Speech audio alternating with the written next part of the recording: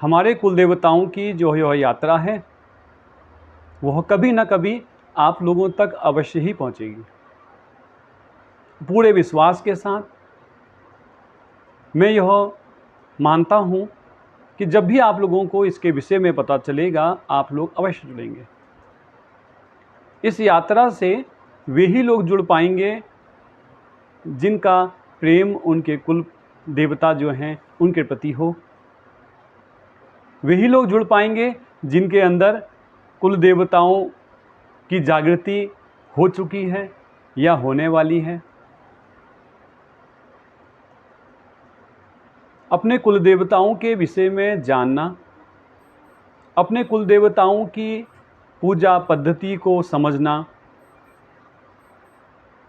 और उस पद्धति को जिस तरह से हमारे जो पूर्वज थे उन्होंने उस पद्धति पे बहुत काम किया है। यदि आप लोगों को यह पता है कि आपके कुल देवता कौन हैं और क्या उनकी पद्धति है, तो देश काल परिस्थिति के हिसाब से अपनी उस पद्धति में आप जाके देखिए कि किस तरह से आप अपने बच्चों को, अपने कुटुंब के लोगों को उस पद्धति से जोड़ सकते हैं।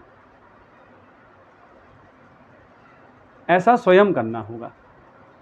सुनी सुनाई बात पे यहाँ काम नहीं चलने वाला है। मैं हमेशा आप लोगों से कहता हूँ कि आप लोग जो भी काम करें किसी भी जगह पहले स्वयं उसको करके देखिए। आपके कुल देवताओं की जो कुल पद्धतियाँ हैं उसके पीछे एक बहुत बड़ा विज्ञान है। वह यूं ही नहीं हो जाती। आपके पूर्वजों ने, उन ऋषियों ने उस पद्धति पे अत्यधिक काम किया है। अब वह पद्धति आप तक आ पहुंची है, तो आप लोग अपने देश काल परिस्थिति के हिसाब से उस पद्धति पर कुछ काम कीजिए। अपने बच्चों को बताइए। आपके घर के लोगों को यदि नहीं पता है तो अपने मूल स्थान में जाके उन कुल देवता को आप ढूंढिए। और हाँ, सबसे ज़रूरी यह स्वयं करना होगा। दूसरों के भरोसे ये काम नहीं होगा। दूसरों के भरोसे अपने कुल देवताओं से आप अपने प्रेम को व्यक्त नहीं कर पाओगे। दूसरों के माध्यम से करोगे तो कहीं ना कहीं न्यूनता भी आ जाएगी। जैसे आपको अपने पिता से कोई बात कहनी है तो आप डायरेक्ट जाके अपने पिता से बात करते हो। अपनी माँ से कोई बात कहनी है तो अपनी माँ के पास जाना है। अपनी बीवी से कोई बात कहनी होती है तो आप अपनी बीवी के पास जाते हो। इसी तरह से आप अपने कुल देवता से जब भी कोई बात कहो स्वयं जाके कहो। लोग ये कहते हैं कि हमारे कुल देवता हमारी बात सुनेंगे या नहीं सुनेंगे। ये अपने आप से पूछिए, क्या आपके पिता आपकी बात नहीं सुनेंगे? क्या आपकी माँ आपकी बात टाल देगी? ऐसा हो नहीं सकेगा। इसी तरह आप लोग इस कुल देवता की यात्रा से जुड़िए और हमारे जो अन्य भाई बहन हैं जो किसी भी कारणवश अपने कुल देवताओं से दूर हो गए हैं, अपने कुल देवताओं को नहीं जानते हैं, यह यात्रा जब उन तक पहुंचेगी तो उनके मन में भी अपने कुल के देवी देवताओं को जानने का, समझने का, परखने का और अपने जीवन में और अपने आने वाली पीढ़ी को, अपने बच्चों को एक आनंद वे लोग दे जाएंगे। परंतु स्वयं करना होगा। हमारे कुल देवताओं की इस यात्रा में समय समय पर भगवान के बहुत सारे स्वरूप जो हैं, जो कुल देवता के रूप में पूजित होते हैं, पड़ाव के तौर पे आते रहते हैं। इसी तरह का एक विशेष दिन आ रहा है 6 सितंबर 2024 के दिन। उस दिन भगवान जो वराह हैं उनकी जयंती है। भगवान वराह जगहों जगहों पर देवता के रूप में पूजे जाते हैं। उनकी बड़ी बड़ी पद्धतियाँ, कहीं छोटी पद्धतियाँ, सात्विक पद्धतियाँ, तामसिक पद्धतियाँ, राजसी पद्धतियाँ और बहुत सारी पूजा पद्धति के विधान हैं जो बड़े ही क्लिष्ट हैं और बड़े ही सरल हैं। वेदों में उनका वर्णन है, पुराणों में उनका वर्णन है, तांत्रिक ग्रंथों में भी उनका वर्णन है। अब कभी कभी ऐसा होता है कि हमको एक वास्तविक गुरु नहीं मिल पाता है। यदि हम भगवान वराह की उन स्वरूप को जान ही नहीं पाए, भगवान वराह के उन रूपों को पहचान ही नहीं पाए, जब उनके स्वरूप को नहीं जान पाए तो पूजा पद्धति कैसी? हम पूजा कुछ और कर रहे हैं, स्वरूप कुछ और है। पहले आप लोगों को अपने अंदर के तत्व को जानना होगा कि आपके अंदर सात्विक तत्व है, राजसी तत्व है या फिर तामसी तत्व है। ये तत्वों को जानने का, पहचानने का जो सारा का सारा गुरु के हाथ में है।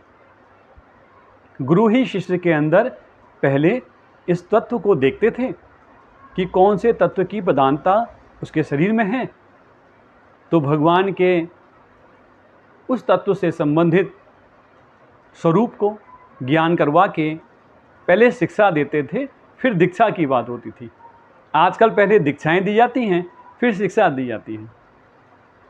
खैर, हमको वहाँ नहीं जाना है। हम लोगों को भगवान वराह जो हैं उनके स्वरूप को आप कहीं से भी देख सकते हैं। जो स्वरूप आपको अच्छा लगे उस स्वरूप की आप पूजा कर सकते हैं। आप अन्य लोगों की मदद से भी उस पूजा को करा सकते हैं, परंतु जो आप स्वयं कर सकेंगे, जो आनंद आपको स्वयं से आएगा, वो दूसरों के कहने में नहीं आ पाएगा। भगवान जो वराह हैं, जो लोग वास्तु का काम करते हैं या फिर जिन लोगों को यह कहा जाता है कि उनकी भूमि में दोष है, वह जिस भूमि में, जिस फ्लैट में, जिस मकान में रह रहे हैं वहाँ दोष है, तो जब भी आप पूजा करवाएं घर पे तो भगवान वराह के स्वरूप की पूजा करें माता वराही के साथ, क्योंकि माता वराही भूदेवी उनकी शक्ति हैं। आप दोनों का पूजन करें और जीवन में आनंद का लाभ उठाएं और अपनी सारी समस्याओं से मुक्त भी हो सकते हैं। बहुत सारे जो लोग धरती से संबंधित कार्य करते हैं, वे लोग वहाँ पे होने वाली परेशानियों के लिए भगवान के वराह स्वरूप का पूजन करते हैं और अन्य लोगों से भी करवाते हैं। तो बहुत अधिकता में पाया गया है कि भगवान वराह के आशीर्वाद से भूमि के उस दोष को नष्ट किया जा सकता है। यदि जीवन में भगवान वराह जो आपके हैं, वे आपके कुलदेवता के रूप में आपके घर में पूजित हो रहे हैं, तो फिर कहना ही क्या है। अब आपको अन्य कोई पद्धति में नहीं जाना, अब आपको किसी दूसरे की सहायता नहीं लेनी, अब आपको स्वयं करना है।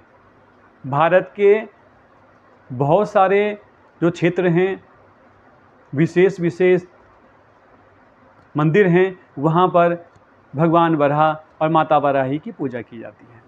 कहीं भगवान वराह को कुलदेवता के रूप में, तो कहीं माता वराही को कुलदेवी के रूप में पूजित किया जाता है।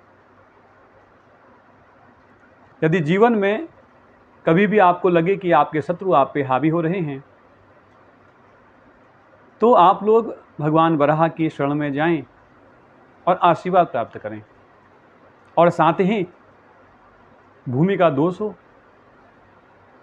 या कोई ऐसा दोष, ऐसा तंत्र मंत्र यंत्र कुछ भी हो सकता है, वे आपको अत्यधिक परेशान कर रहे हों, तो आप भगवान वराह की शरण में जाइए। वे अवश्य ही आपको आशीर्वाद प्रदान करेंगे, परंतु स्वयं करना होगा, पूर्ण श्रद्धा करनी होगी मतलब के लिए ही नहीं, प्रेम से भी जाएं, श्रद्धा से जाएं, तो आपके काम अवश्य बन जाएंगे। भगवान वराह यदि आपके कुल के देवी देवता हैं तो आप लोग अपने कुल की पद्धति को प्रयोग में लीजिए और इस बार की जो वराह जयंती है उस दिन यदि आपको यह पता है कि भगवान वराह आपके कुल देवता हैं तो अपने कुल देवता के मंदिर जाइए, उनका पूजन कीजिए, पूरे परिवार के साथ कीजिए। बहुत से लोग कहते हैं कि हमको तो कुछ करना ही नहीं आता है, तो सरल सा है, वराह जयंती की प्रातःकाल सूर्योदय से पहले उठ जाइए, स्नान कीजिए। आप, आपके धर्मपत्नी, आपके बच्चे या घर में आप सभी लोग, माता पिता जो भी हैं, स्नान कीजिए और प्रातःकाल उठ के एक घी का दीपक भगवान वराह के निमित्त अपने घर पे जला दीजिए। यदि भगवान वराह का आपके कुल देवता का मंदिर आपके नज़दीक है तो सभी लोग वहाँ जाएं। जो जो खाद्य सामग्री उनको प्रिय है, भोग के तौर पे उनको आप पूर्णता के साथ कि हे मेरे भगवान वो आए हुए हैं और मैं उनको भोग लगा रहा हूँ, उनको नमन कीजिए, सेवा टहल कीजिए। और इसके उल्टे यदि आप बहुत दूर रहते हैं, वहाँ नहीं जा सकते, तो अपने घर पे ही प्रातःकाल अति शीघ्र उठ जाइए, सूर्योदय से पूर्व एक घी का दीपक जो मिट्टी का हो उसको दीप प्रज्वलित कर लीजिए और फिर पूरे परिवार के साथ भगवान वराह का कोई स्तोत्र है, कोई मंत्र है, उसको आप वहाँ पे नामोच्चारण कीजिए। यदि आपके पास कुछ भी नहीं है तो भगवान वराह का जो नाम है और उसके सन माता वराही का नाम, ऐसा कहते हुए भगवान के नाम का उच्चारण करें। और यदि आप लोगों के पास आपकी कुल की पद्धति है तो उस पद्धति से कीजिए। आपकी वह पद्धति सारे जितने भी आप कृत्य करोगे, जितने भी आप सेवा टहल करोगे, उससे बहुत ज़्यादा सटीक है और वैज्ञानिक है, परंतु स्वयं करना होगा। करके देख लीजिए। इस बार की वराह जयंती में आप लोग यह करके देख लीजिए और आपकी जो भी समस्याएं हैं और आपके कुल देवता भगवान वराह हैं, कुल देवी माता वराही हैं, तो उनके आगे निवेदन कीजिए कि हे मेरे कुल देवता, मैं आपको हृदय से प्रणाम करता हूँ और आपकी शरण में हूँ, केवल मात्र आपकी ही शरण में हूँ। ऐसा निवेदन करके देखिए। और ज़्यादा आपको परेशानी लग रही है तो आने वाले 40 दिन प्रातःकाल सूर्योदय से उठकर पहले एक घी का दीपक जला दीजिए, पूरे परिवार के लोग। तो आप पाएंगे कि जो आपकी समस्याएं थी उससे अब आपको निदान मिल गया है। परंतु स्वयं करके देखिएगा। भगवान वराह की जो कहानियां हैं, बहुत सारी कहानियां आपको मिलेंगी। आप किताबों के माध्यम से और बहुत अन्य चलचित्रों के माध्यम से उसे देखें।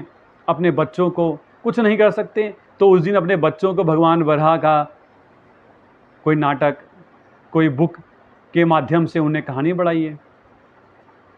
ऐसा स्वयं करना होगा। अपने बच्चों के अंदर वह बीज डालने होंगे जो आपके पूर्वजों ने आपके पिता के अंदर, आपके पिता से आपके अंदर, और अब आपने यह संस्कार, यह रीति रिवाज उनके अंदर डालना होगा। यदि डाल लिए तो आप अपने बच्चों की एक दुर्लभ चीज़ देके जाओगे जो अपने आप में बड़ा ही दिव्य है। मैं पुनः एक बार फिर आप लोगों से यह निवेदन करता हूँ कि आप लोग इसको करें और बहुत आपको आनंद आएगा। आपके जो कुल देवता हैं भगवान वराह, माता वराही, उनसे भी मैं निवेदन करता हूँ कि हे भगवान, हे माता, जब कभी भी आपके बच्चे जयंती के दिन आपको बुलाएं तो आप लोग वहाँ अवश्य आना, क्योंकि यदि आप वहाँ उपस्थित होंगे और उनकी समस्याओं का निदान होगा, उनको आनंद आएगा, तो वे लोग, उनके आने वाली पीढ़ियाँ आपको याद करेंगी जैसा अभी तक करती आई हैं। ऐसा मैं उन लोगों से निवेदन करता हूँ और आप लोगों को वराह जयंती की बहुत बहुत शुभकामनाएं देता हूँ। परंतु आप लोगों को स्वयं करना होगा। यदि आप अपने भगवान वराह की पूजा समय समय पर करते हैं, प्रतिदिन करते हैं, नाम का स्मरण करते हैं, तो आप ये मान लीजिए कि जीवन में एक ऐसा क्षण भी आएगा जब लोग आपके पास आके निवेदन करेंगे, अरे भैया मेरे को ये परेशानी है, तो आप मान लीजिए आपके दृष्टि मात्र से ही उस व्यक्ति का अच्छा होगा। आपके किए गए कर्मों के द्वारा आपके बच्चों का अच्छा होगा और बहुत कुछ जीवन में बदल सकता है, परंतु स्वयं करना होगा। कहीं जाने की ज़रूरत नहीं है। आप लोग बहुत सारा अपना पैसा इधर उधर जाके खर्च कर देते हैं, व्यय कर देते हैं, परंतु कभी आप लोग थोड़ी देर बैठ के सोचिए कि आप लोग बहुत कुछ कर सकते हैं। आपको करना भी पड़ेगा। करके देखिए, आप लोगों को बड़ा आनंद आएगा।